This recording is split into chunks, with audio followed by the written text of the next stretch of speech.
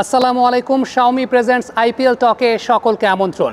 Josh Butler একজন British batsman হয়েও কেন সাবকন্টিনেন্টের কন্ডিশনে অনেক সফল, কেন আইপিএলে তিনি এত সফল? চলতি মৌসুমে এখন পর্যন্ত 2টা সেঞ্চুরি জশ বাটলার হাঁকিয়েছেন। বাটলার একটা ইন্টারভিউ দিয়েছিলেন নাসির হোসাইন, রব কি, অ্যান্ড্রু ফ্লিনটফের কাছে। সেই ইন্টারভিউতে তিনি একটা ব্যাপার প্রকাশ করেছিলেন যে তার স্ট্রেংথের জায়গাটা আসলে কোথায়, কিভাবে তিনি এত ফ্রিকোয়েন্টলি ছক্কা মারতে পারেন বা সাবকন্টিনেন্টাল কন্ডিশনে সফল হতে পারেন। সেই সাক্ষাৎকারের আলোকে এই অ্যানালাইসিসটা আমি করছি। প্রথমত আপনি বাটলারের একটা বিষয় খেয়াল করবেন, তা হচ্ছে যখন বাটলার ব্যাটিং করতে দাঁড়ান তিনি ট্রেডিশনাল ব্রিটিশ ব্যাটসম্যানদের মতো বা ইংল্যান্ডের ব্যাটসম্যানদের মতো করে দাঁড়ান না।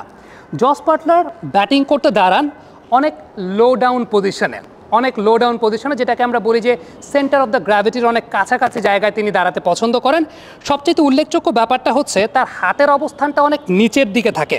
খেয়াল করে দেখবেন, ঠিক এই মুহূর্তে আমার পাশে যদি জশ বাটলারের ছবিটা স্থাপন করা হয় তাহলে দেখতে পাবেন বাটলারের হাতটা কিন্তু একদম প্যাডের কাছাকাছি অঞ্চলে, অর্থাৎ হাতটা অনেক নিচের দিকে, অর্থাৎ লো ডাউন হ্যান্ড পজিশন, এবং সেই সঙ্গে ভেরি লো সেন্টার অফ গ্র্যাভিটিতে জশ বাটলার ব্যাটিং করে থাকেন, যেটা ট্রেডিশনালি আপনি ইংলিশ ব্যাটসম্যানদের কাছ থেকে সত্যিকার অর্থে দেখতে পাবেন না।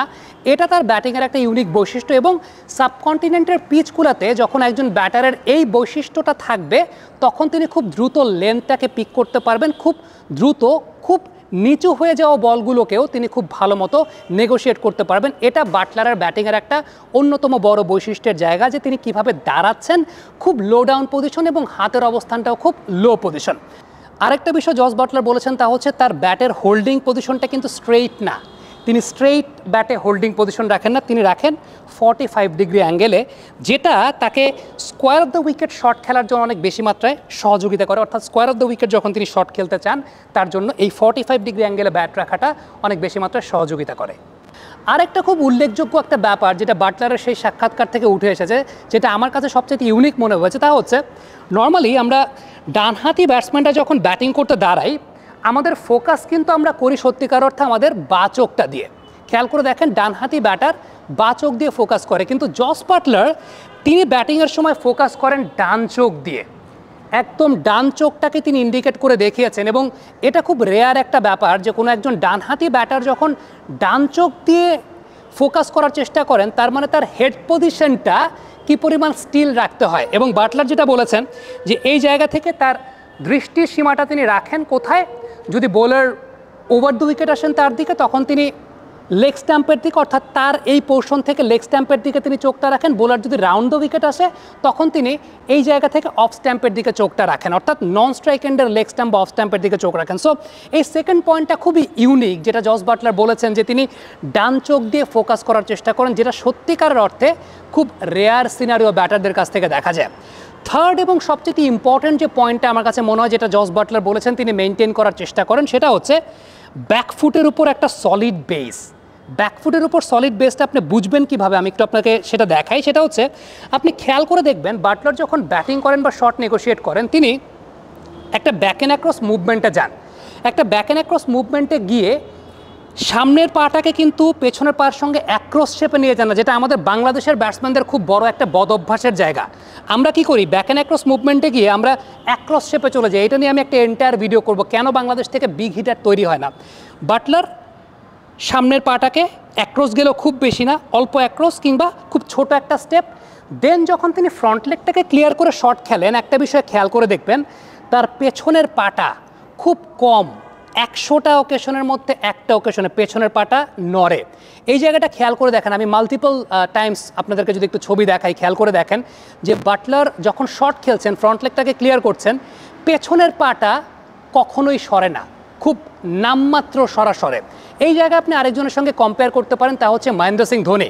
মহেন্দ্র সিং ধোনি এমন একজন ব্যাটার যার ব্যাকলেগের বেসটা অনেক গুরুত্বপূর্ণ একটা বিষয়। হ্যান্ড সুইং তো আছেই, ব্যাকলেগের বেসটা মহেন্দ্র সিং ধোনিকে বড় শট মারতে অনেক সহায়তা করে। কারণ খেয়াল করে দেখবেন ধোনি এবং বাটলার যখন শট খেলেন পেছনের পাটা কিন্তু নড়ে না, পেছনের পাটা কিন্তু জায়গা মতোই থাকে। আন্দ্রে রাসেলের ক্ষেত্রে মাঝে মধ্যে আমরা দেখি যে পেছনের পা মাঝে মধ্যে উঠে যাচ্ছে। অনেক ব্যাটসম্যানরা আছেন বড় বড় ছক্কা খেলেন মাসেল পাওয়ারের উপর বেস করে, যাদের ব্যাক লেগটা উঠে যায়, কিন্তু বাটলার কিন্তু মাসেল পাওয়ার ব্যবহার করে খেলেন না। বাটলারের এই বেসটা খুব গুরুত্বপূর্ণ একটা জায়গা, যেটা বাটলার নিজে মেনশন করেছেন। আরেকটা খুব উল্লেখযোগ্য ব্যাপার সেটা হচ্ছে জস বাটলার যখন স্কুপগুলো করেন, বাটলারের স্কুপ কিন্তু দিলশানের মতো একদম ব্যাটটাকে পুরো এদিকে নিয়ে যাওয়া স্কুপ না। বাটলারের স্কুপগুলো কিন্তু জাস্ট তিনি দাঁড়ান, আফটার দ্যাট টাইমিং, তার পুরো বিষয়টা টাইমিং, এবং তিনি ম্যাচের আগে এই জায়গাটাই প্র্যাকটিস করেন যে তিনি কীভাবে টাইমিংয়ের মাধ্যমে এই ধরনের শটগুলো খেলতে পারেন। আরেকটা জায়গা জস বাটলার বলেছেন তিনি একটা সময় হকি খেলতেন, সেই হকি খেলার বেসিকটা তাকে যে জায়গাটা সহায়তা করেছে সেই জায়গাটা হচ্ছে যখন তাকে বোলার ইয়র্কার করছে, আমরা প্রায় দেখি যে জস বাটলারকে যখন ইয়র্কার করা হচ্ছে বাটলার সেই ইয়র্কারগুলোকে খুব সুন্দর এদিক ওদিক শট খেলে ফেলছেন। এই জায়গাটা যেটা তিনি করেন তা হচ্ছে বোলার লেন্থটাকে তিনি বুঝে খুব দ্রুত পিক করে ফেলে তিনি ব্যাটের গ্রিপটাকে চেঞ্জ করে ফেলেন। নর্মালি তিনি 45 ডিগ্রি অ্যাঙ্গেলে ব্যাটটাকে রাখলেও যখন তিনি অ্যান্টিসিপেট করেন যে ইয়র্কার আসছে তখন তিনি ব্যাটের গ্রিপটাকে এরকম একটা অবস্থানে নিয়ে আসেন, এরকম একটা অবস্থানে নিয়ে আসে দেন এইখান থেকে আমরা যেগুলোকে বলি যে ঝাড়ুমার, এই ধরনের ঝাড়ুমার তিনি মেরে থাকেন, যেটা তার হকি খেলার বেসিক তাকে অনেক বেশি মাত্রায় সহায়তা করেছে। So it's all about technique. Jos বাটলারের টেকনিকটা অনেক বেশি মাত্রায় ডিফারেন্ট অন্যান্য ইংলিশ ব্যাটারদের চাইতে, যেটা সাবকন্টিনেন্টে জস বাটলারকে অনেক বেশি মাত্রায় সাকসেসফুল করেছে। থ্যাংক ইউ ভেরি মাচ আমাদের সঙ্গে এতক্ষণ থাকার জন্য। এই অ্যানালাইসিসটা অনেকেই এক্সপেক্ট করছিলেন, তাদের জন্য স্পেশালি এই অ্যানালাইসিসটা করা। জস বাটলার তিনি নিজেই স্কাই স্পোর্টসের কাছে এরকম একটা সাক্ষাৎকারে বলেছিলেন ঘটনাগুলো, আমি সেটা বঙ্গানুবাদ করে আপনাদেরকে বোঝার সহযোগিতার জন্য বঙ্গানুবাদ করে আপনাদেরকে জানালাম। থ্যাংক ইউ ভেরি মাচ আমাদের সঙ্গে এতক্ষণ থাকার জন্য। কমেন্ট বক্সে আপনাদের মন্তব্য মতামত জানতে চাই।